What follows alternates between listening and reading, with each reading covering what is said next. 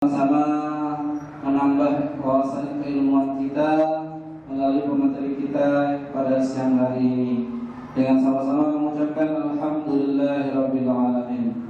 Salawat dan salam marilah senantiasa semoga tercurahkan kepada baginda Nabi Muhammad sallallahu alaihi wasallam yang kita harapkan syafaatnya di yaumil akhir kelak. Dengan mengucapkan Allahumma salli ala Sayyidina Muhammad wa ala ali Sayyidina Muhammad. Sebelumnya yang sama-sama kita hormati pemateri kita pada siang hari ini, yakni Ustaz Haji Haryansa Ahmad LC. Semoga kita doakan semoga beliau selalu dalam keadaan sehat walafiat dan dimudahkan setiap urusannya. Amin ya rabbal alamin. Terkhusus juga yang sama dalam hari ini sama-sama kita hormati hadir Yayasan Abil Rasid Diki, Ibu Haja Yemi Rosidah SKM dan Ibu Haja Rahmi Romeza.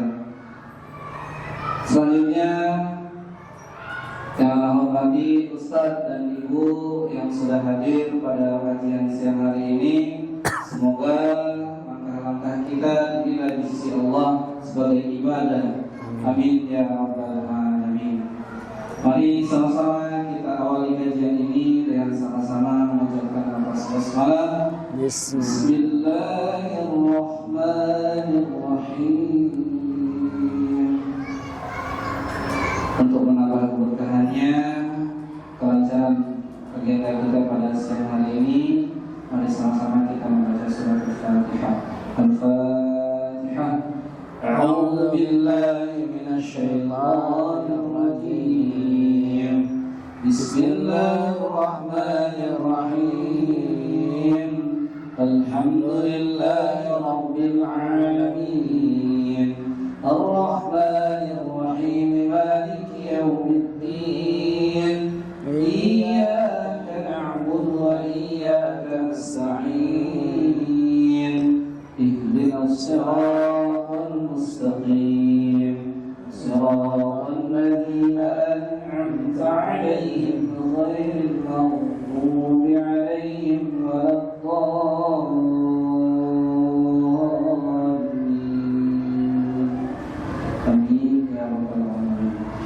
Semoga membaca surat Al-Fatihah agama kita pada siang hari ini dinaungi dengan hidayah Allah Subhanahu wa taala. Amin. Dan kenapa sudah mulai gelap ya? Semoga tidak mengurangi semangat jemaah kajian Senin kita untuk sampai di masjid ini. Kita doakan semoga yang sudah berniat di sini bisa sampai dengan selamat. Amin ya rabbal alamin. Baik, selanjutnya adapun tema kajian kita pada siang hari ini yakni beriman kepada Allah dan kepada ya, ini bagian daripada beriman kita. Baik, selanjutnya kita serahkan kepada Ustaz Haryansa Ahmad, kepada Ustaz, disilakan. Assalamualaikum warahmatullahi wabarakatuh. Waalaikumsalam warahmatullahi wabarakatuh. Innal hamdalillah nahmaduhu wa nasta'inuhu wa nastaghfiruhu wa nastahdihi wa natubu ilaihi wa na'udzu billahi min shururi anfusina wa sayyiati a'malina. Innahu may yahdihillahu fahuwal muhtadi wa may yudlil falan tajida lahu waliyyan mursyida. Asyhadu an la ilaha illallah wahdahu la syarika lah wa asyhadu anna Muhammadan 'abduhu wa rasuluh. Allahumma la ilma lana illa ma 'allamtana wa 'allimna ma yanfa'una wa zidna ilma warzuqna fahmal anbiya'il mursalin wa ba'du. Yang sama-sama kita banggakan pengurus Yayasan Amir As-Siddiqi, Ustazah Yemi, Ustazah Rahmi. Juga yang saya banggakan seluruh Dewan Guru Sekolah Islam Terpadu As-Siddiqi, juga ibu-ibu wali siswa-siswi yang dimuliakan Allah Subhanahu wa taala. Alhamdulillah, segala puji bagi Allah atas segala nikmatnya pada kita semua. Dan nikmat itu ternyata yang non finansial itu jauh lebih berharga daripada yang finansial. Banyak orang yang menyangka bahwa rezeki harus berbentuk dengan harta, padahal badan yang sehat, keluarga yang baik, tetangga yang baik, rumah yang luas itu juga merupakan nikmat dari Allah Subhanahu wa taala. Namun sebaliknya Bapak Ibu sekalian, ketika seorang menyangka bahwa nikmat itu hanya harta, maka justru itu akan menjauhkan dia, seringkali menjauhkan dia dari Allah Subhanahu wa taala. Semoga Allah Subhanahu wa taala berikan kita kekuatan, kesehatan, diberikan keturunan yang saleh dan salehah, dijauhkan dari bala dan musibah, dan dimasukkan ke dalam surganya kelak. Amin. Allahumma amin. Salawat beriring salam semoga tetap tercurahkan pada junjungan kita Nabi besar Muhammad sallallahu alaihi wasallam, yang syafaatnya kita nantikan di hari kiamat nanti. Bapak Ibu sekalian, hari ini kita akan membahas tentang beriman kepada qada dan qadar, yang seringkali sebagian manusia atau sebagian umat Islam salah memahami qada dan qadar. Mereka menyangka bahwa yang namanya takdir itu atas segala yang dilakukan hamba itu takdir semua. Ada yang mengatakan nggak perlu ada takdir. Padahal Bapak Ibu sekalian, takdir itu nggak sesempit hal itu. Adapun pengertian takdir Bapak Ibu sekalian, qada itu berarti hukum atau keputusan. Juga bisa berarti kehendak atau menjadikan. Ini kalimat qada. Adapun qadar itu berarti ukuran atau ketentuan atau kepastian. Ini makna awal dari qada dan qadar. Adapun secara kamus atau secara etimologi, orang Arab menggunakan qada itu berarti pemutusan, hukuman, juga bermakna perintah. Di dalam Al-Qur'an Allah Subhanahu wa taala berfirman, "Wa qada rabbuka alla ta'budu illa iyyah wa bil walidaini ihsana." Sesungguhnya Tuhanmu telah memerintahkan supaya kamu tidak menyembah selain Dia, dan hendaklah kamu berbuat baik pada ibu dan bapakmu dengan sebaik-baiknya. Ini makna pertama dari qada. Makna kedua dari qada adalah pemberitaan wahyu.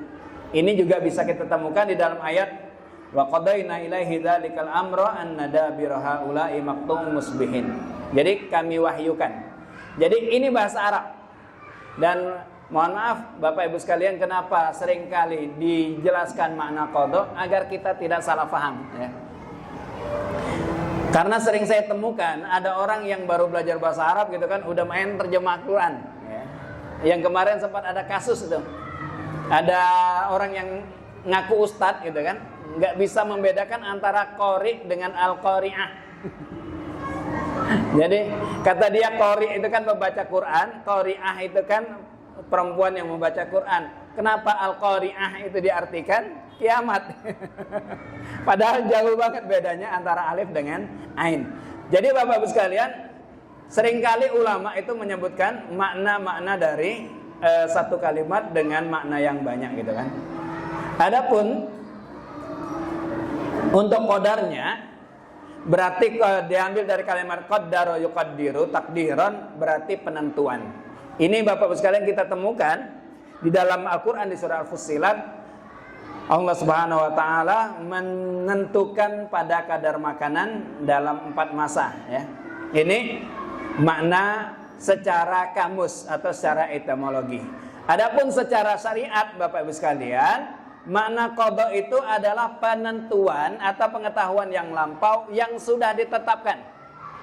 Jadi penentuan Allah Subhanahu wa taala pada masa azali 50.000 tahun yang lalu, sebelum Allah menciptakan alam semesta, Allah Subhanahu wa taala sudah menciptakan, sudah menentukan takdirnya, sudah mengqada, ya.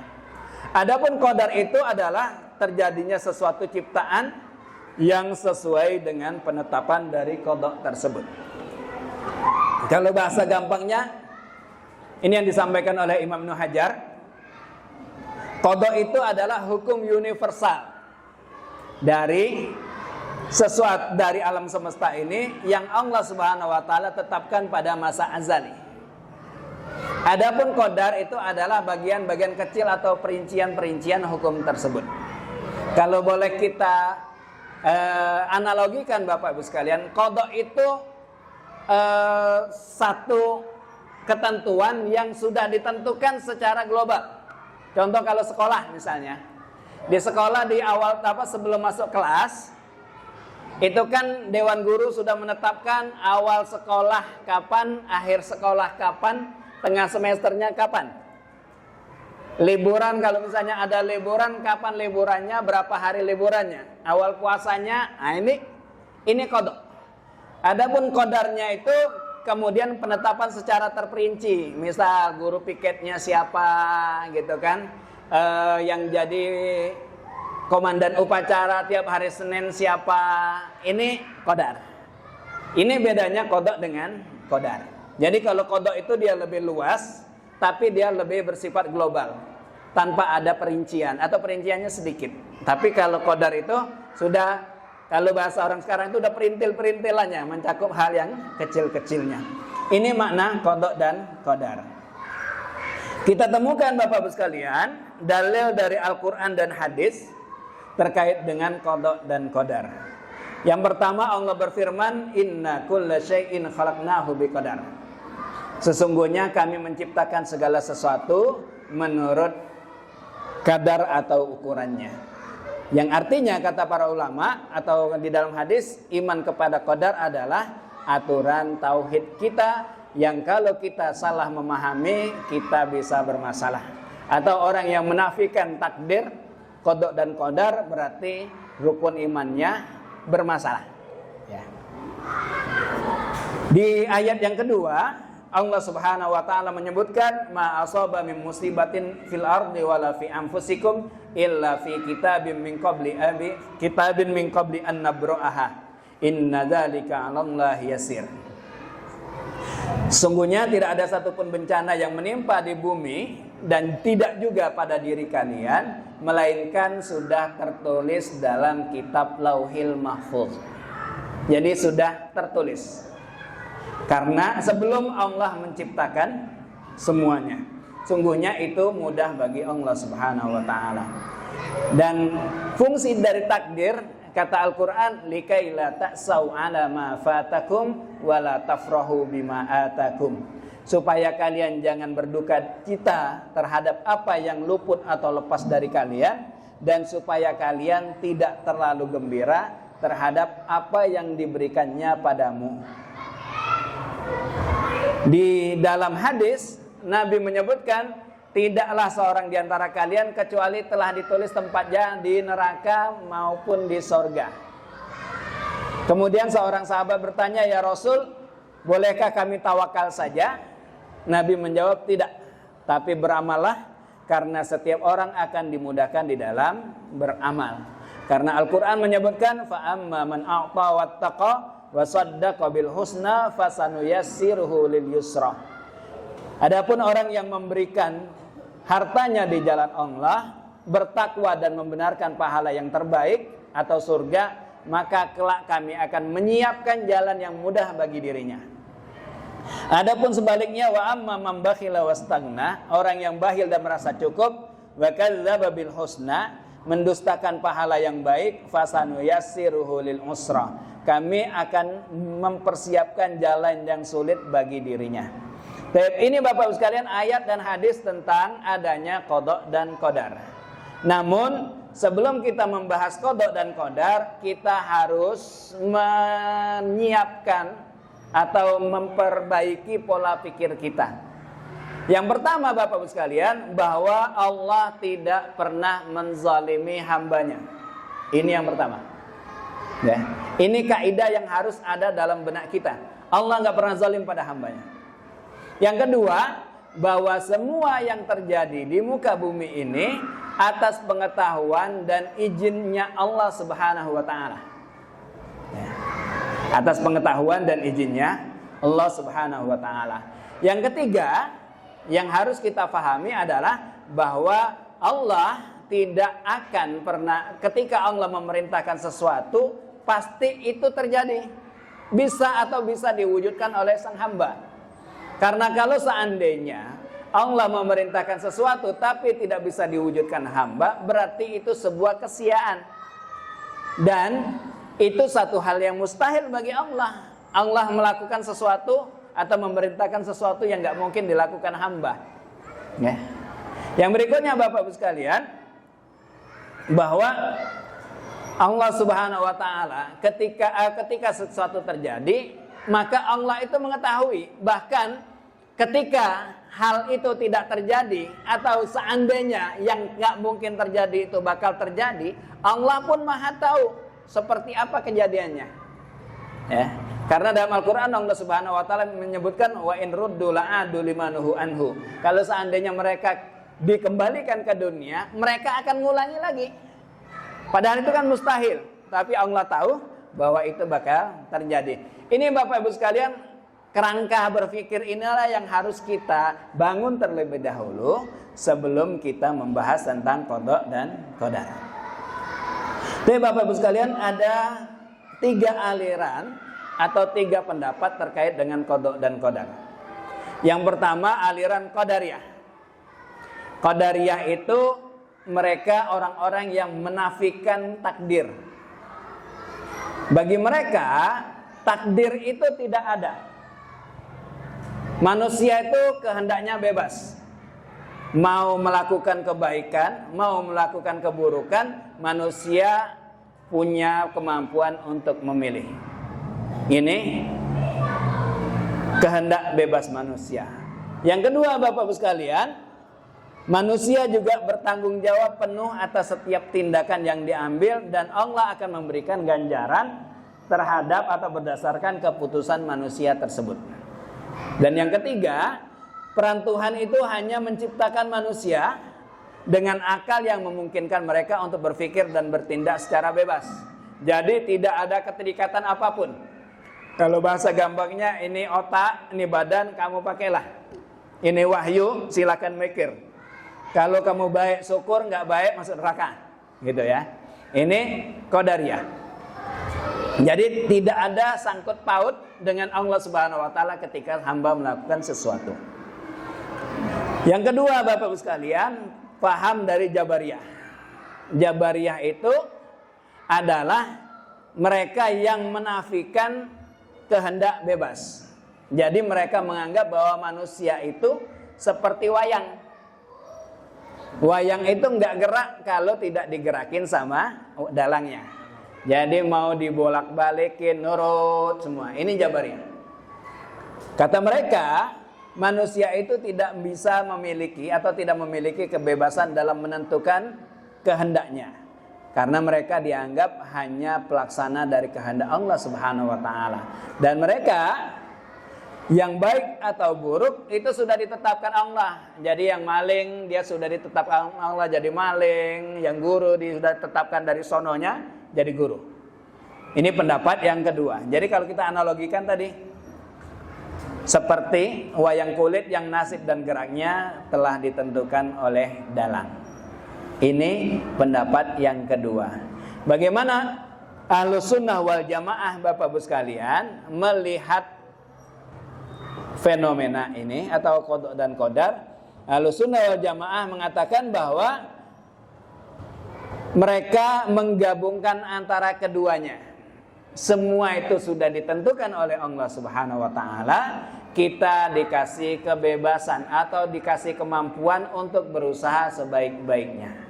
Karena Allah menyebutkan wa hadainahun najdain. Kami sudah tunjukkan 2 jalan.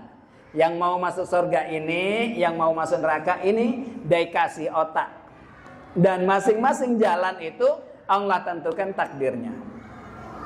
Jadi secara umum Allah Subhanahu wa Ta'ala menciptakan perbuatan manusia dan mewujudkannya. Manusia membutuhkan 2 daya, yaitu daya dari Tuhan dan daya dari manusia yang kita kenal dengan nama kasab.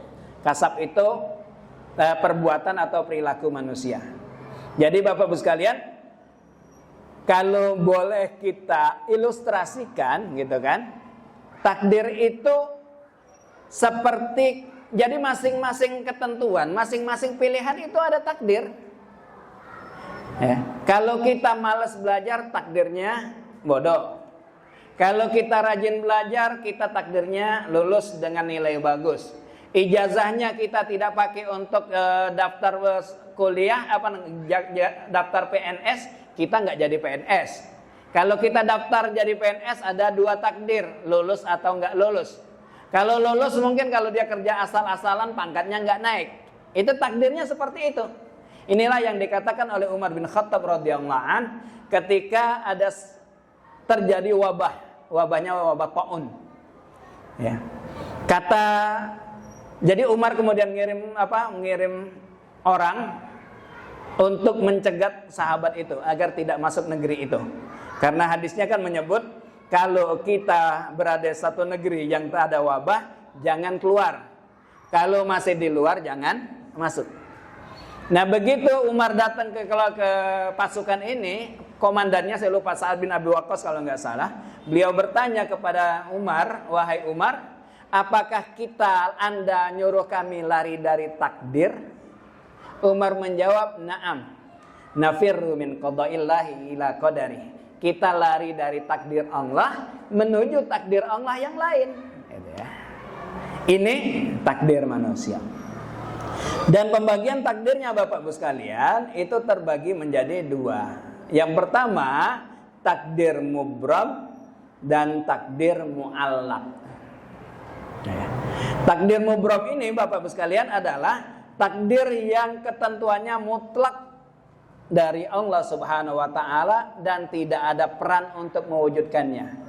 Contoh terjadinya kiamat, siapa bapak kita, siapa anak kita, itu takdir yang kita tidak punya pilihan. Tidak ada pilihan dan kita ya nggak bisa merutui.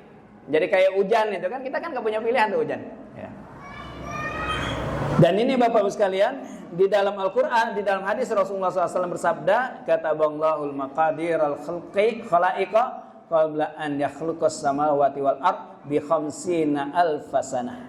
Sungguhnya Allah ciptakan atau menulis takdir semua makhluk sebelum diciptakan langit dan bumi sebelum 50.000 tahun. Dan arasnya Allah itu berada di atas air. Jadi ini takdirnya. Tapi Bapak Ibu sekalian, yang boleh pakai takdir itu hanya Nabi Adam alaihissalam. Ya. Jadi satu hari, Allah alam ini posisinya seperti apa? Hadisnya menyebutkan terjadi dialog antara Nabi Musa dengan Nabi Adam. Mungkin di alam barzakh sana.